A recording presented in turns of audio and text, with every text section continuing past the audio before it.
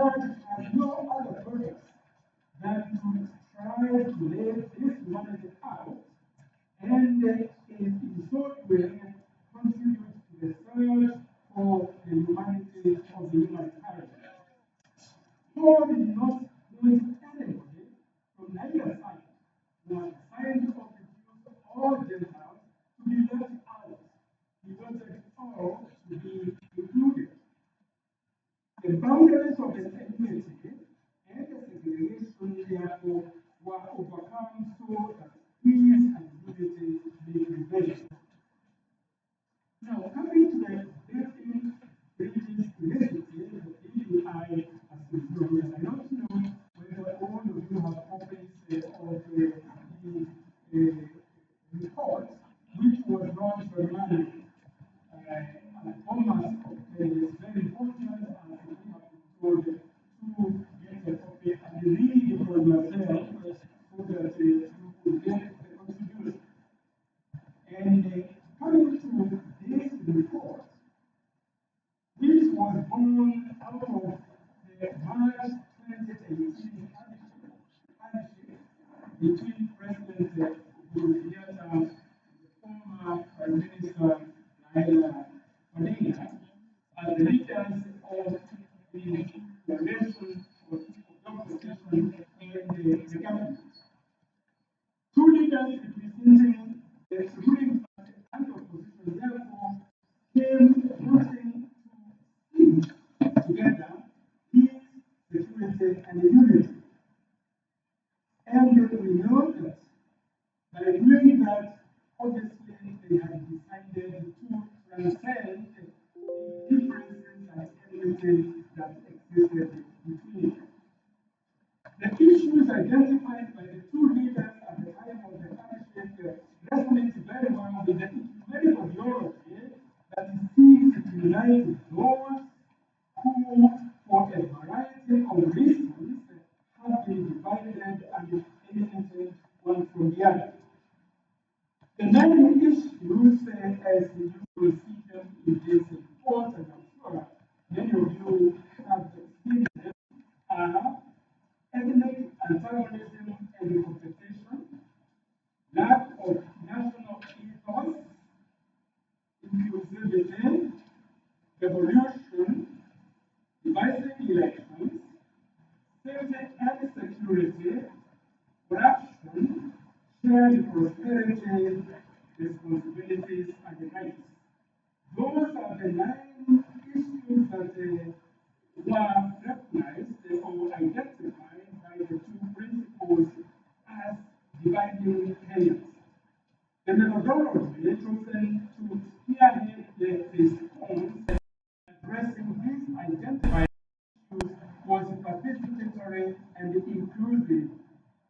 That would entail the BPI, two of them would travel extensively in Kenya, collecting views of Kenyans, but also inviting a memoranda from individuals and from organizations and institutions. So it was very participatory, and from there came the first report of the task. This we have now is the report of the steering committee, which has titled its report Building Bridges to a United Kenya from a Nation of Blood Ties to a Nation of Ideas. Now, I want to look at the ecumenical contribution to this cause of Building Bridges initiative. This is one of the things that Augustine asked me to speak to. Now, the African ecumenical theology can greatly enrich and deepen the Building Bridges initiative, both from the point of view of concept and practice, both conceptually and practically. Conceptually, the BPI approach and understanding limits people's participation in the process to political and legal realms. Besides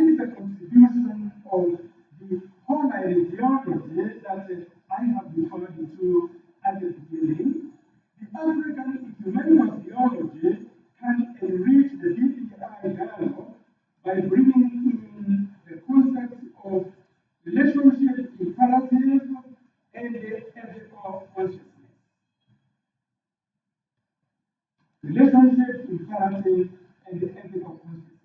This is where I feel very strongly that the African theologians as well as the ecumenical or independent can contribute to that life. The African scholars whose ecumenical theologies can contribute to BPI discourses are very many, but I would like to single out four that I'm going to quote. The late Professor John Lee, Professor Laurenti Magesa, who is one of the panelists here, Benazet Buja, and Professor Joseph Mugabe. And this is, of course, among others. There are many others who, obviously, in their writings and in their work, have contributed to the building of this initiative. Each of the four scholars I have mentioned addresses the concept of the relational dimension as being in the African life, both individual and communal. To be is to be in relationship with God, with neighbor, and with the rest of the creation. To be is to be in relationship.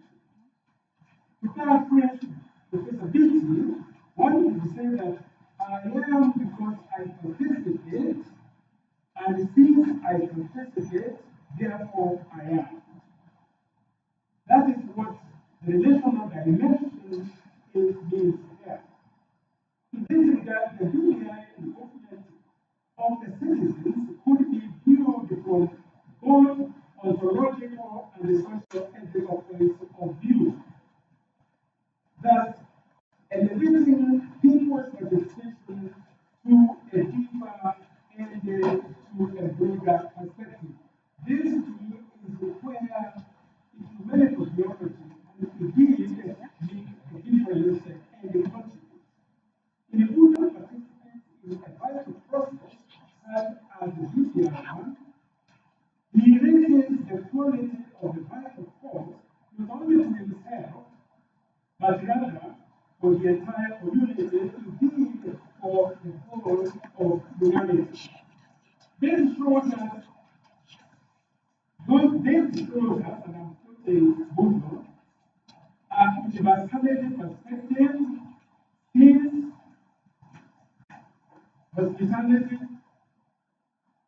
daily friendship, and dialogue with the members of other ethnic groups are vital roles from which no one is exempted. End of quote. And for Professor Magesa, he says, and I quote, if African perceptions of the universe consist of the interactions of various, ultimately defined, of various vital forces, then the African ethical consciousness cannot but be religious. The world is a secret evolved of the life process of God, the ancestors, and the diverse spirits is that what gives human action is necessarily sacred character. I think this is a very important point. I don't know whether Professor Magesa will bring it here in case for this to be very profound. Consequently, he says, African ethical consciousness must, and it does answer religious demands. Inclusive, that's the end of quote. Inclusivity is one of the BPI's values, but it could be strengthened by adding the concept of comprehensiveness, which, according to Professor Magesa, constitutes an integral part of the whole and forms the African people's ethical consciousness as a whole united system, wherein each factor influences. So those are some of the concepts that I have picked up, which could contribute and enrich and deepen the BBI discourse. Professor Mugabe affirms both Magesa and Bujo in their theological perspectives and enhance the dimension of responsible It is clear that religion is given a very high profile in Africa. Religious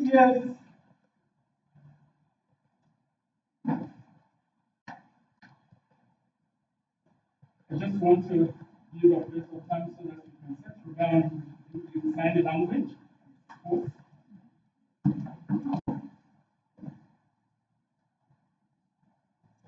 To continue in quoting Professor Mugambi on responsible leadership, he says that religious leaders are invited to resolve conflicts between political factions.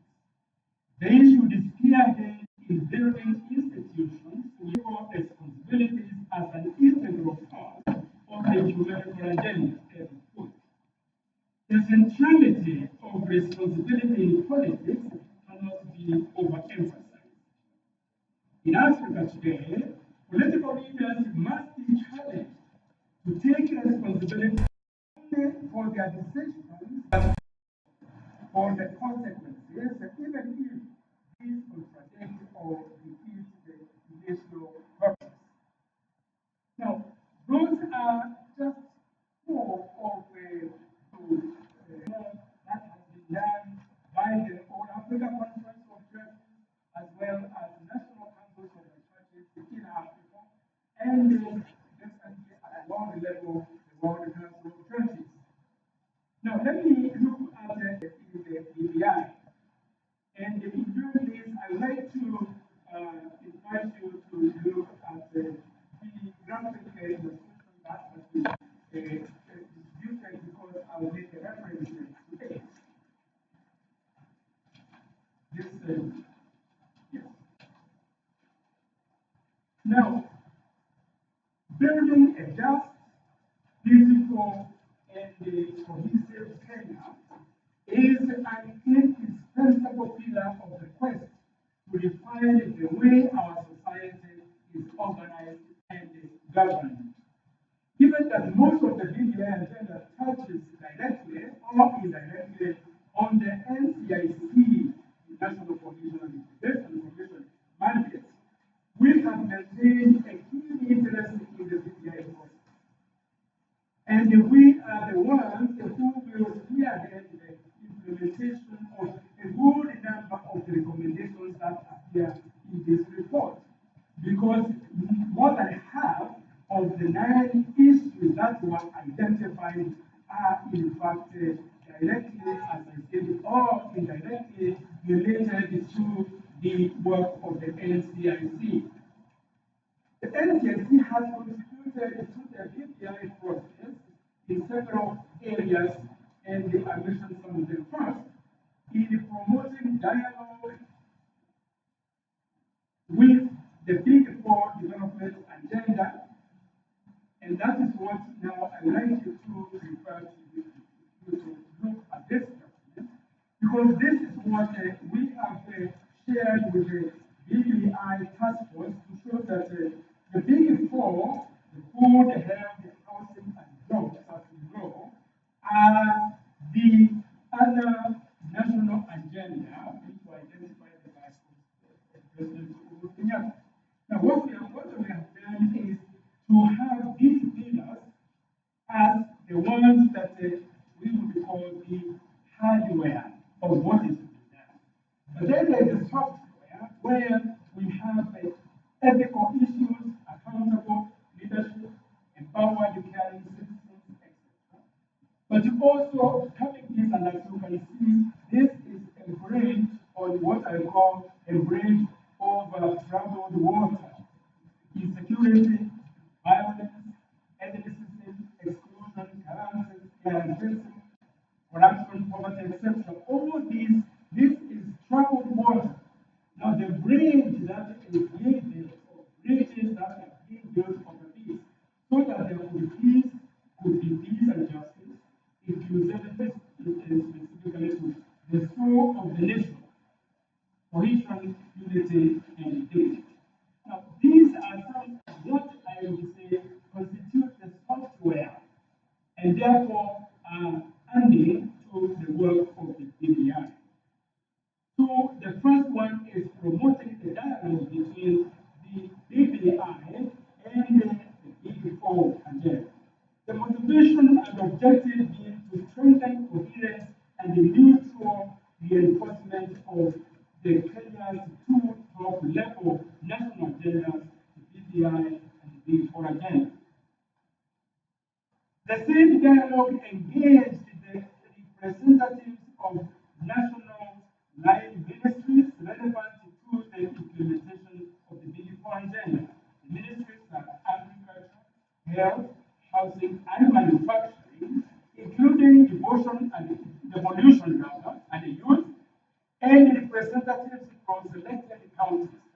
The dialogue also saw conceptual contributions of the international donor community, particularly those that work with these ministries and also with the various counties in Kenya, especially following the hardship. Results of the dialogue are encouraging and were presented to the BPI task force for consideration in their report.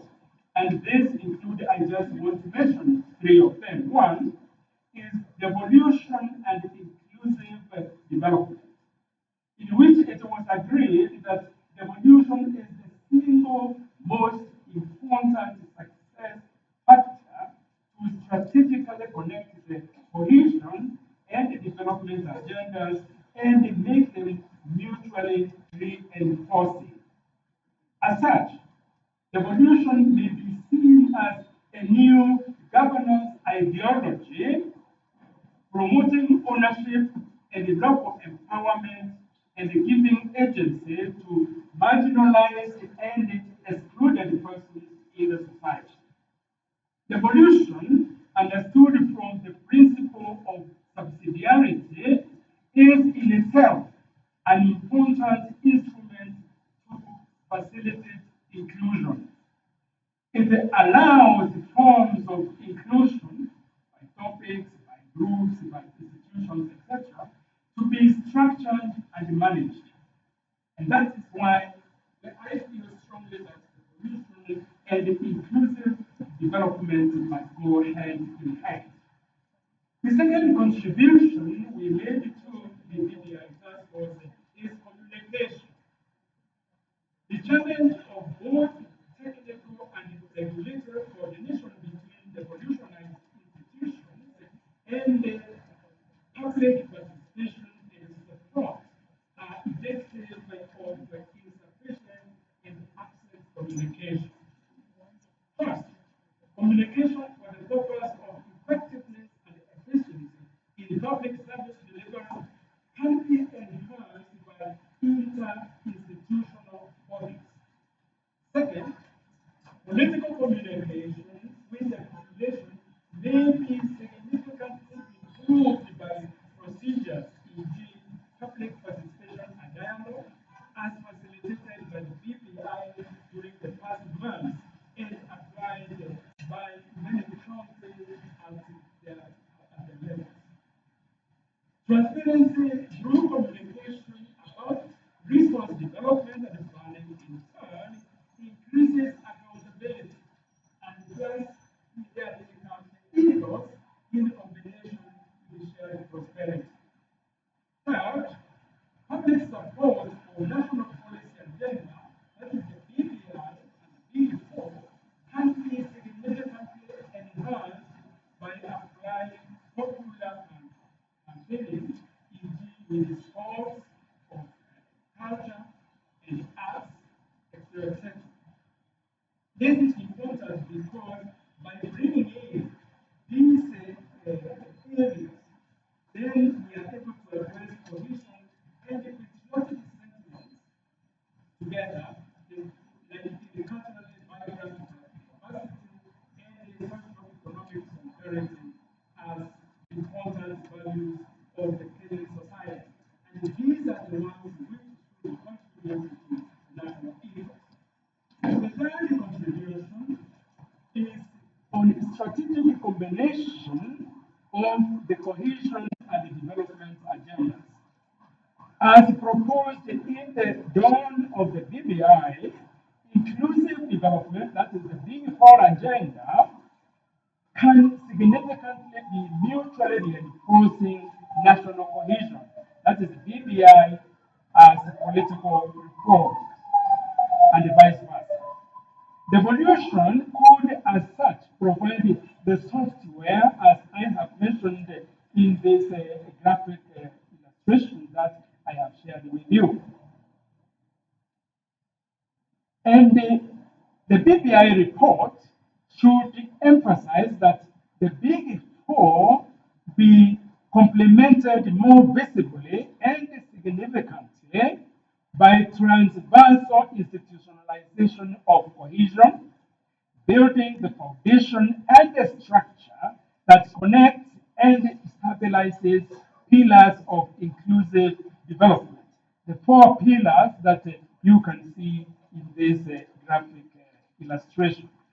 So those are the three areas of contribution that we have given to the Building Bridges Initiative.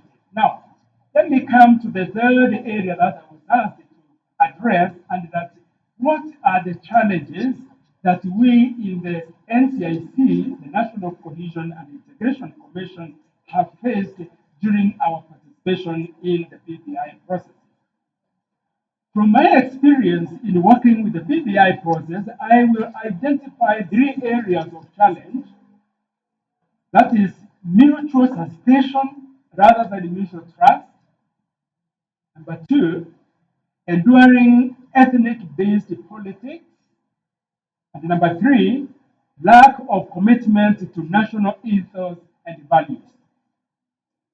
Now, when we come to mutual suspicion, it is important for us to know that the famous handshake between President Uhuru Kenyatta and former Prime Minister Raila Odinga was motivated more by mutual mistrust than mutual trust. Because as we know, following the elections or the divisive elections of 2017, Raila Odinga refused to admit defeat, went to court, and the Supreme Court nullified the 2017 elections, and we had the second elections in October, because that the first was August and in October. NASA, which was led by Raila Odinga, boycotted the elections, and Raila went on to swear himself in as people's president. When he did that, we know that that was treasonable.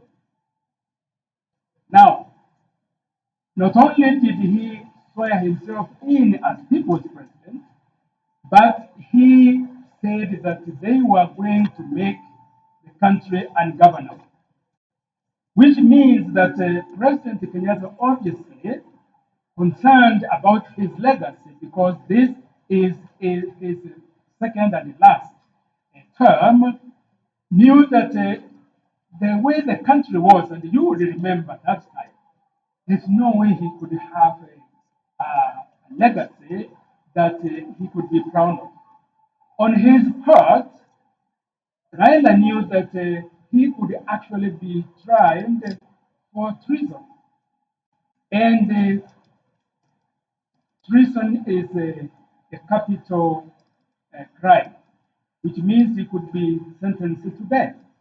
Now, this is where now one could say the two needed each other. And that is what I would consider as some of the basis for the hardship. For the president to secure his legacy, and for Raila, who now was becoming almost a political pariah, both in the region and internationally, a person who had been considered as a statesman, one who was known to be democratic, and a stickler of the rule of law, certainly could not see himself as his future now heading towards a political pariah.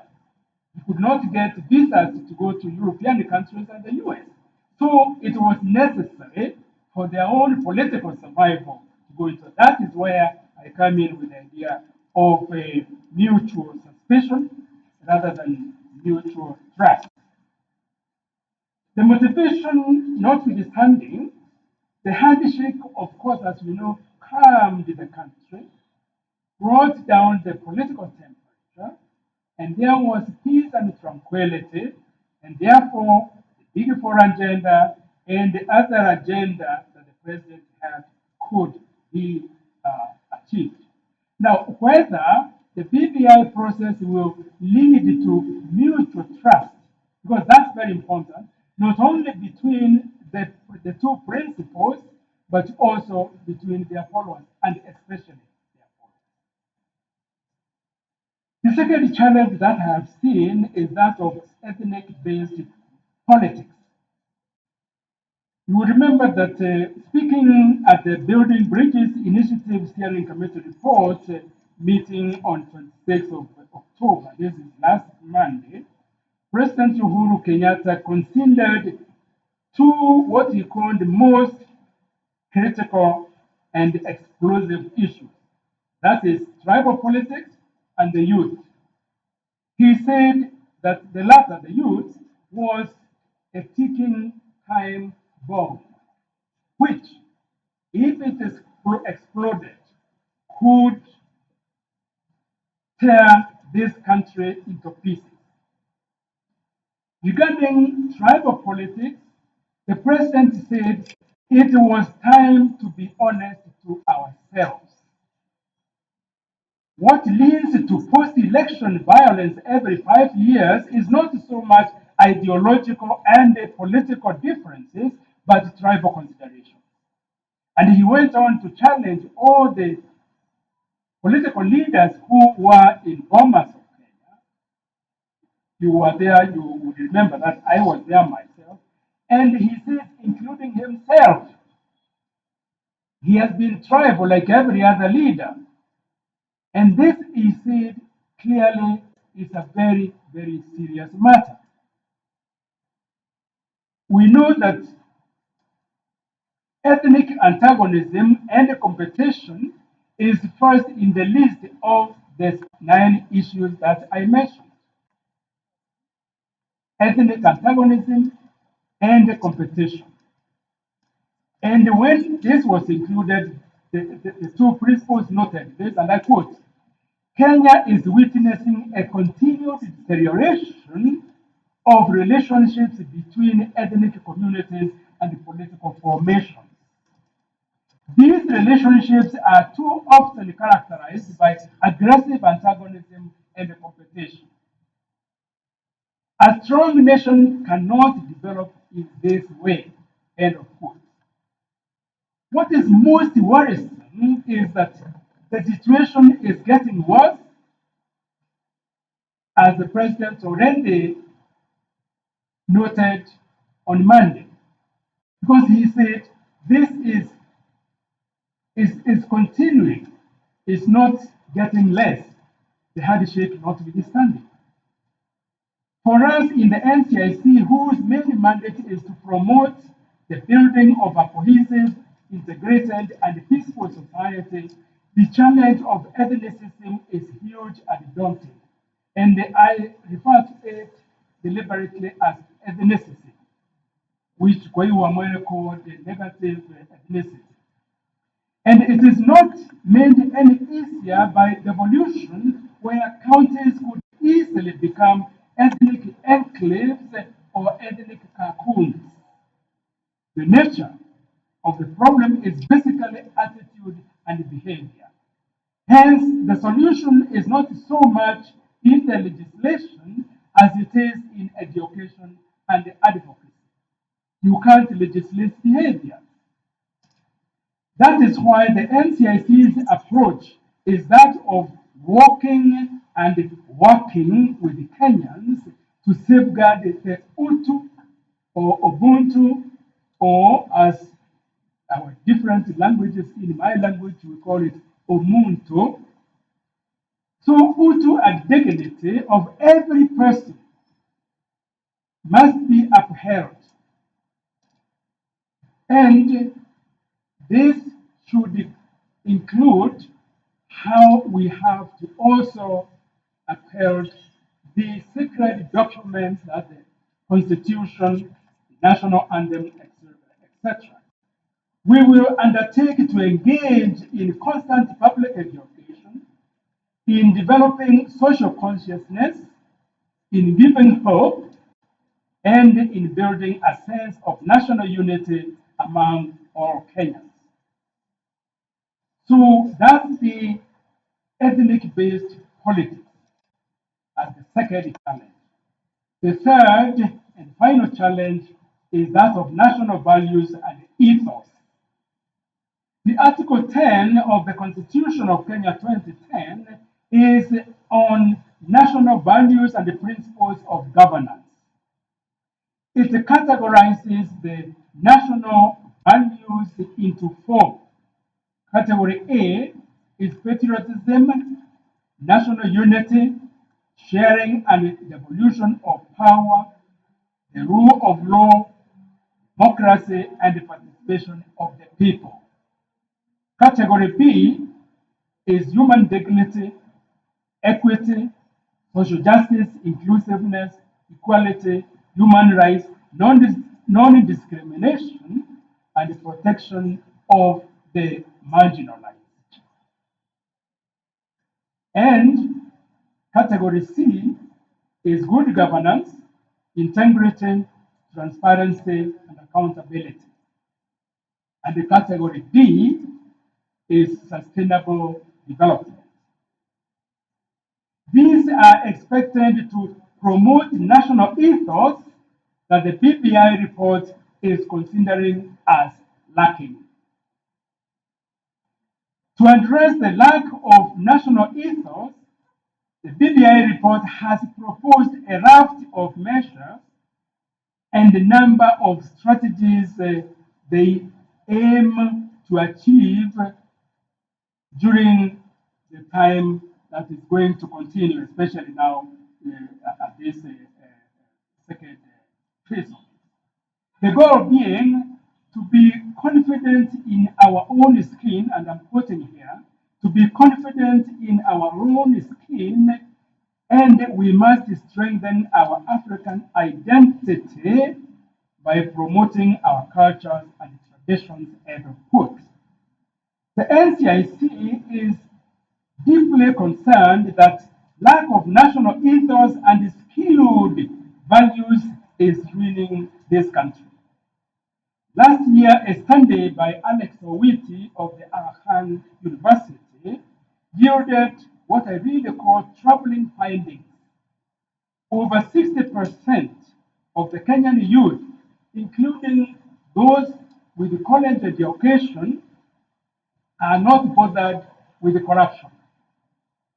Their response was that they respect any person who is a millionaire or a multimillionaire without caring how they achieved that wealth. Whether they stole it or in whatever way, they have become rich and therefore they respect them.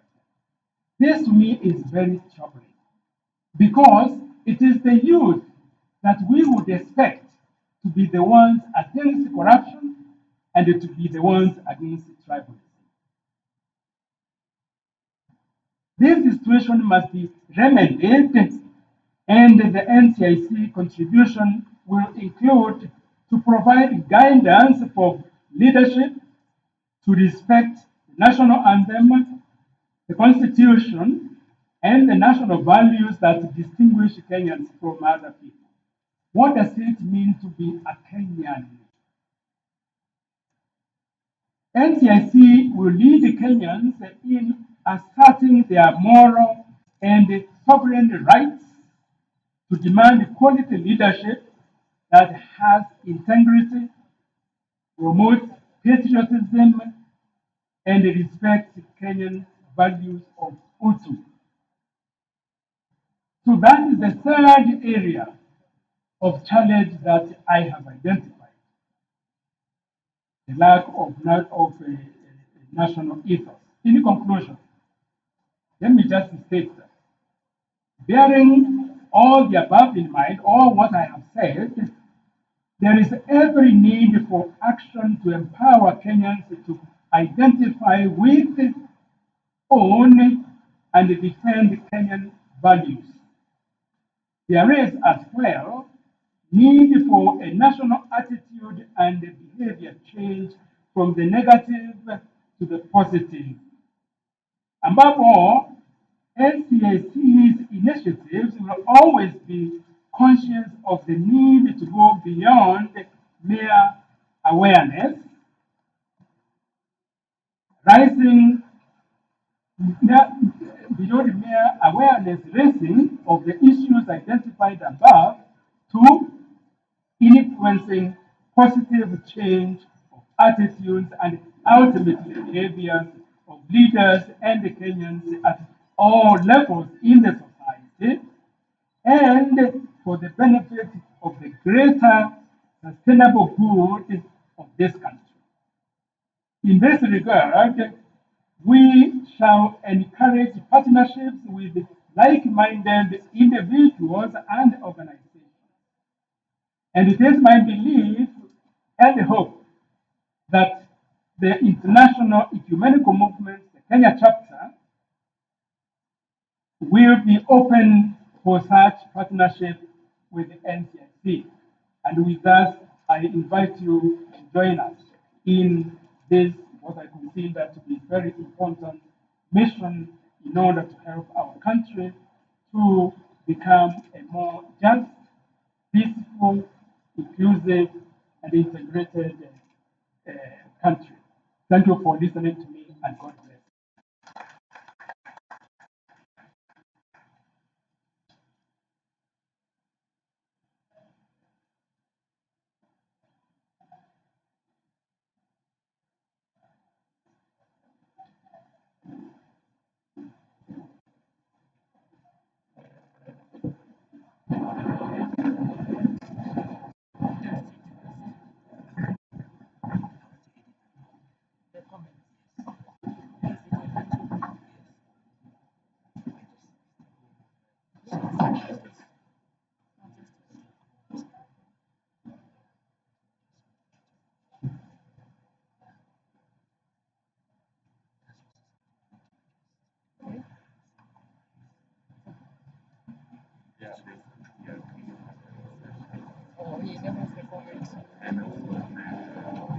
Thank you so much.